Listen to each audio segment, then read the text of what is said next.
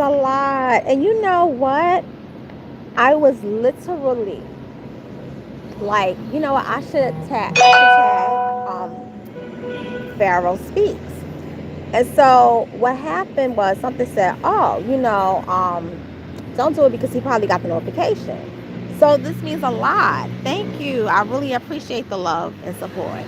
So I just want to say, first off, I'm literally in the park, like in front of the park, in front of my neighborhood. This is my neighborhood. This is my park. Just for you to see it. This is everything. This is how it all looks. This is a section of Harlem that is basically in between one side Manhattan Avenue. And if you look at this statue right over here, if you can kind of see it, that's where the Continental Army basically was fighting. There's a statue of George Washington and Marquis de Lafayette. So that statue was a battle that they won against the British right on this land. So I live in a very historic neighborhood, and I'm proud of that. I mean, I don't like boast about it, anything, but I will say, don't take that statue down, because I got a lot of fun memories. My childhood is connected to that statue. Used to barbecue on that statue. I used to go to parties right at that statue. I mean, like, there was things that used to go on that statue. But this is like a part of my identity and who I am.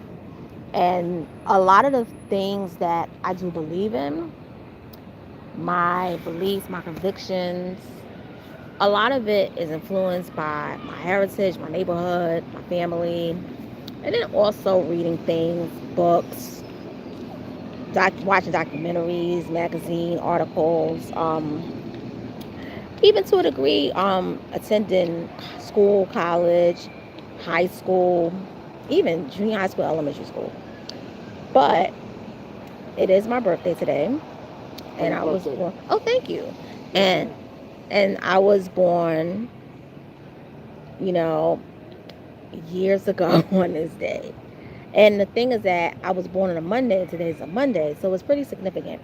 I was actually supposed to go live at Red Lobster, but I didn't feel really good, so I decided to just, do this in the park. I took a stroll in the park for about 25 minutes, and it was nice. And it's a really cool day because we had 2 heat waves in New York, and that to me, just like feeling not hot but not cold, is a good feeling. So the reason why I wanted to do this live wasn't just for my birthday celebration, but I wanted to celebrate with you all that I reached a milestone of 2 different things on my channel. One, I reached the 3,000 milestone, and the other milestone I reached is that I'm finally monetized. Oh, thank you, Key. Thank you, Key. Thank you. Appreciate it. I reached a milestone of being monetized. So if you follow my channel, like Pharaoh Speaks, he knows my channel. He's followed my channel for, like, I could say almost a half a decade. So I've been doing this for half a decade. Come next week, I believe next Monday will be half a year, half a decade. So if you remember, that's around the time when they did the change where you no longer could be monetized with just 100 subs and 10,000 views. You had to have 1,000 subs and 4,000 watch hours. So I didn't become eligible for monetization until that October of the following year. I found your channel from my good brother Pharaoh. Yes, Pharaoh is cool. Pharaoh is a solid brother. And I want to say something. With YouTube, you don't really find a lot of solid people like you did like years ago because of the purge, the YouTube purge. There's a lot of censorship, a lot of silencing, and they silenced a lot of people. particularly black men on YouTube. Exactly, yes, they did. And what they do, if like, because now I'm monetized, so I can tell you what they do is the algorithm, the computer, basically, yeah, it's too much buffoonery. The computer basically automatically monetizes your videos or they don't. What you got to do is you got to put in a request to have an actual person working at Google reviewing your videos. And if they seem like, oh, it's approvable, you know, you can get money from it, they'll email you. Do you know I had to submit 20 videos? 16 of them are now able to be monetized. So a lot of this, and this is what I was talking about with Pharaoh Speaks. Pharaoh Speaks, I was telling him like a lot of this stuff with our channels, you know, we're not making the money like we should be. We're not getting promoted. It's a stupid algorithm to this. And it's like, it's computerized. It's not even human. It's not even human. And yes, I did say Tasha K played a big role in it. But he was like, no, she's not the cause of it. But it got worse after that lawsuit. And I was like, you know, you're right. And now, look, it's a computer. It's a computer that's basically preventing us from, you know, getting the promotion, let alone the money. Now, I finally got monetized in June, okay? And I'm a small channel, so because a lot of videos was like limited monetization, I was getting a lot of views from older videos. But because when it finally got approved, all those views passed, they weren't watching the videos anymore. So I only got YouTube Premium monetization from it. But I don't cry over spilled milk. That's a philosophy I have. You can't control something that you don't have any control over, which is why what Keith Weston said, we got to start owning our own stuff. We got to start owning our own, we got to start doing this. Because if we don't have control over our art, our creations, we can't make the money that we should be making. Do you know, like, we should be making literally, based on the channels, I should be making a month, I'm gonna be honest with you, I should be making literally like $3,000 a month. I'm just gonna be honest. I should be making $3,000 a month. People who have 10,000 should be making 10,000 a month. I don't care, because there's so much money out there, because advertisers are paying us. YouTube is making money. Everybody is making money. No matter how much money we make, the small people, YouTube is making money from every channel that's monetized. They get the 45% cut off the top. You know, I just took care of the monetization of what's left, because finally I'll be getting the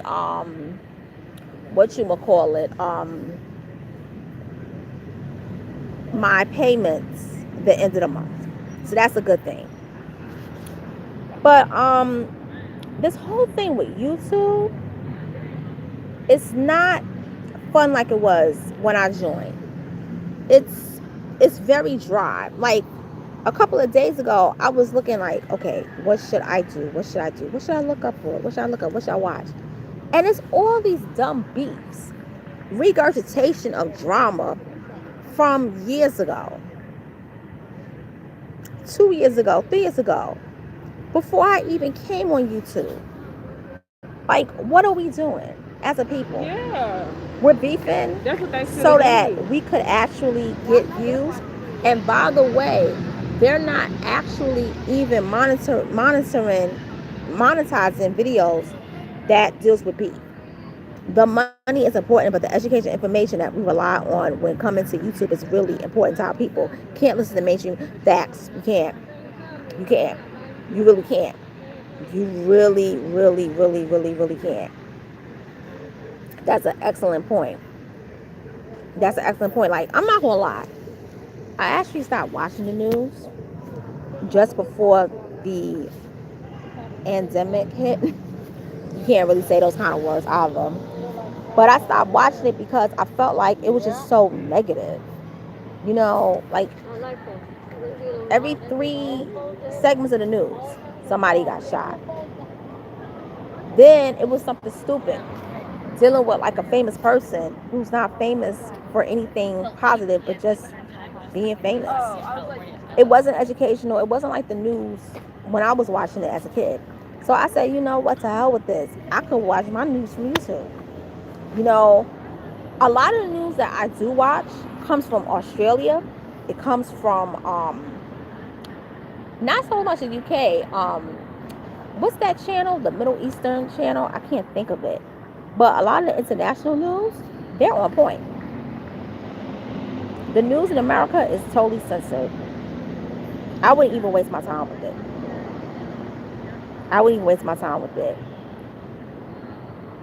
I would say like the New York Times, the Wall Street Journal, Washington Post, things like that. Yeah, but to just watch the news that you see like the 5 o'clock, 6 o'clock news, 10 o'clock, 11 o'clock news. Then, yeah, it's just annoying. It's I was nothing. like, I'll give you space, but like, I guess It's I'd rather nothing. that we be in touch. So then I'm not. It's nothing at all.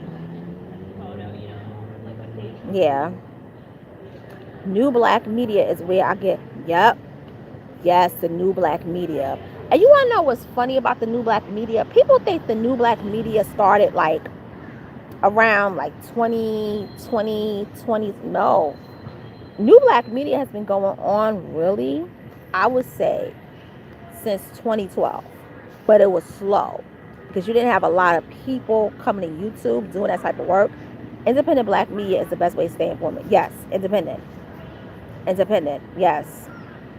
You gotta go. Because mainstream black media is going to monitor, even mainstream black media is gonna censor what you can say. Because, especially when it comes to politics and finance, you have to be controlled by the powers that be. So the powers that be control a lot of them also. And it's sad what happened to mainstream black media. And mainstream black media I'm speaking of is media such as Essence, Ebony, who else? Black Enterprise. You know, they were really strong publications when I was growing up and even before I was born. And I would say, you know, some parts of the 2000s, but when new ownership took place, even though it's mainstream black media, because they were no longer black owned. I don't know if Black Enterprise is still black owned, but their website is janky. So I don't know. It's a little bit mixy. But you gotta have ownership. If you're gonna tell those stories as a black person, you gotta own the narrative. You gotta own it. You just can't say you're black media and you don't own it. Or the people that you're working for, they're not black. What's the point? You're just a person that works in media. You get a check from media. You get benefits from a media company, but it's not black. It's not black. It's not. If Colgate Palmolive owns your company, publishing company that you work for, you work for Colgate Palmolive. They sign your checks. Even the editor-in-chiefs. You're not part of black media at all. The media is still white owned. And at the end of the day, you got to get the approval from them. It says new black media has been around since the 70s and 80s, honestly. It's just hitting the ground level. Wow. I wonder who was the new black media back in the 70s, 80s? Because I know that growing up, that's good. That's interesting. Because, see, I'm an 80s baby. So I grew up reading Jet, Ebony, Essence. And then Jet Jr. And then Jet Jr. got canceled and I was pissed. I was mad. No, no, not Jet Jr. Ebony Jr. Ebony Jr. I remember Ebony Showcase. I remember the Black Entertainment Award shows. This was like not Soul Train. It was called Black Entertainment Award shows. We had everything. Oh, okay, 83. Me too. Yeah, yeah, like yeah. We had our own. So you remember, and we had like now the shows, they weren't black owned, but many of the shows were created by black people. Like 227 was created by a black woman. It was a play. You had people who were black producing our sitcoms, even the dramas. Now the thing is that the sitcoms will last longer than the dramas because it's a sad reality. But mainstream America likes to watch us being funny to make them feel good. Mainstream America does not like for us to be serious. Thank you, Golden Black 189. I appreciate the birthday love. Thank you. Thank you. And I apologize for wearing a bonnet. I wasn't planning on doing this, but I really wasn't feeling my best today. So, yeah. But thank you so much. I appreciate it. Yep. That's right. They don't. Like we had a lot of dramas. Because I remember there was a drama called Sunny Spoon. I was approaching kindergarten. And then there was another drama, Hawk. Hawk. That was a good one. That was a spinoff to Spencer for Hire. Then there was a couple of others. I can't think of the names. But we really tried. My Amazing Sister. Okay. Yeah, we really tried. But no, our people was watching it, but mainstream media wasn't. Mainstream America, middle America, they weren't doing it. And so because of that, that was the decline of you seeing a lot of black actors on TV. A lot of actors went behind the scenes. A lot of them started doing plays.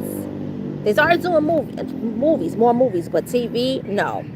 Another thing too is that after a while, even the comedies stopped, being made because a lot of those actors in those days, they woke up and it was like, nah, I'm sick and tired of being the butt of the jokes and doing comedy because this is how you're going to put me in a box. I want to be taken serious. So a lot of people in those days, and I respect those actors from the 70s, 80s, and 90s, particularly the early 90s, because they wasn't trying to make a dollar. They wasn't running out there just doing it for the hustle. This generation is really sad, but this generation, a lot of them came up in the 70s more so, and a lot of them are signed to agencies where it's definitely not focused on, like being a talented person and, really trying to put black people in roles or even positions of power. It's like, we want you to be funny. We want you to basically tell jokes, or we want you to be sexy, sell sex, sell ass, do what you do best, and that's it. And a lot of times too, reality TV is what hinders it, because with reality TV, if you make let's say you start out in reality TV. No, let's say you're an actor now. A lot of times they came from reality TV. So that's another thing. And they're used to making a fool out of themselves. So they'll get people like that. It's real sad. It's real sad. It's real sad. And then a lot of our talent is now coming from overseas.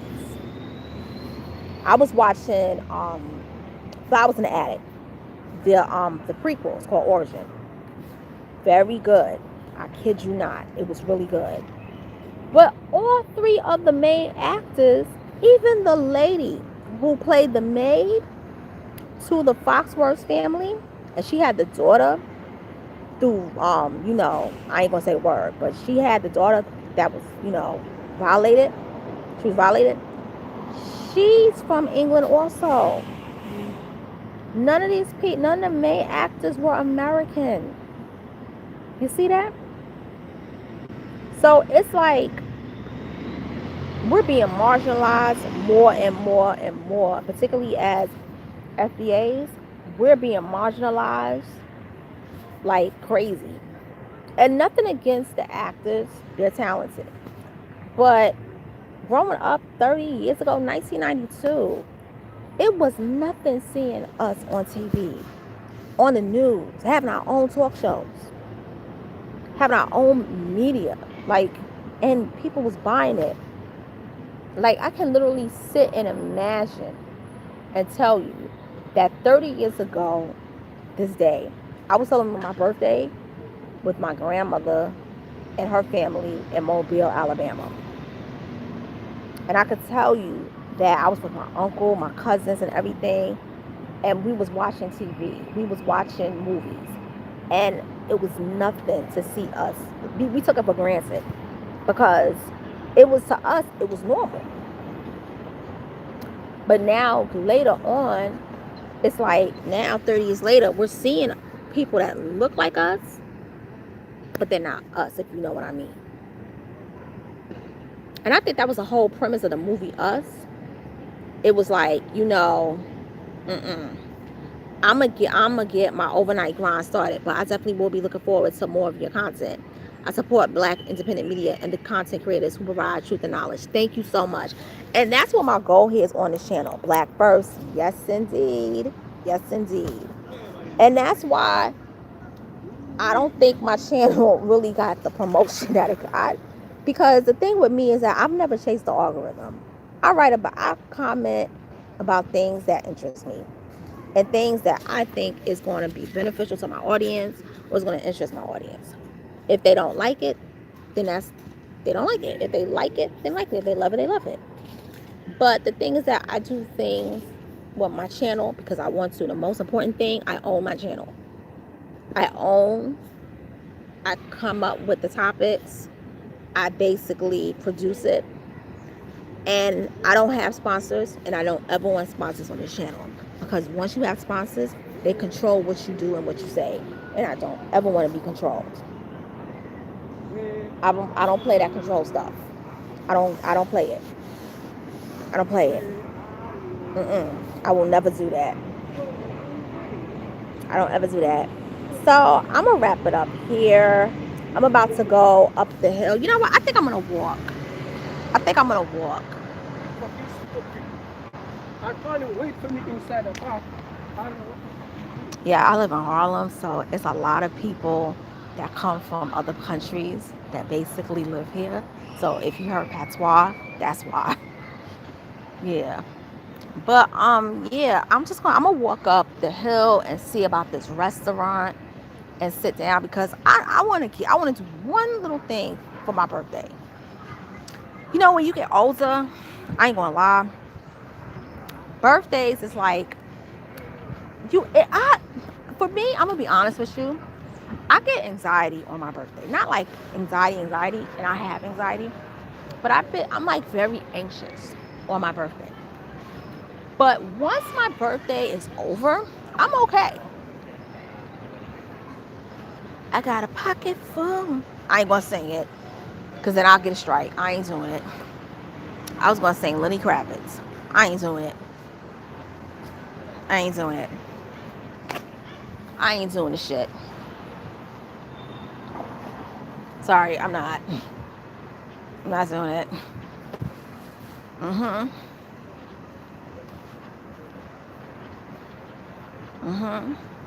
Yeah, I'm gonna see what they have. I wonder if they take mobile pay. Because Harlem, I'm gonna tell you, Harlem is like, well, this area I live in is like Restaurant Row. So it's a whole bunch of restaurants. This is what gentrification did. Gentrification brought a whole bunch of restaurants and no clubs. We don't have nightclubs like this. We had more nightclubs back in the day than we did what we do now. Because white people, when they go to clubs, they go downtown. They don't go to clubs up here. So the clubs that do open, they end up closing and they turn into restaurants. Because white people, they like to eat out. I'm just keeping it real. They like to eat out. Mm-hmm.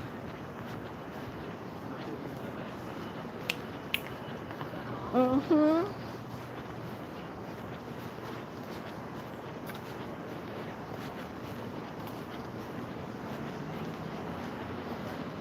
Mm-hmm.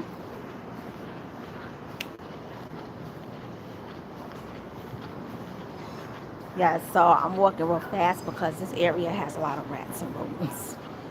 So I'm just being honest with you. If you take a look, this is part of the neighborhood. And I'm gonna say something, I love my neighborhood. I love Harlem. I'm a fourth generation Harlemite. My family's lived in Harlem off and on, going back to 1910. One day I'll talk about it, but consistently since 1933. So when it comes to vacation, I take it serious. I don't play with this.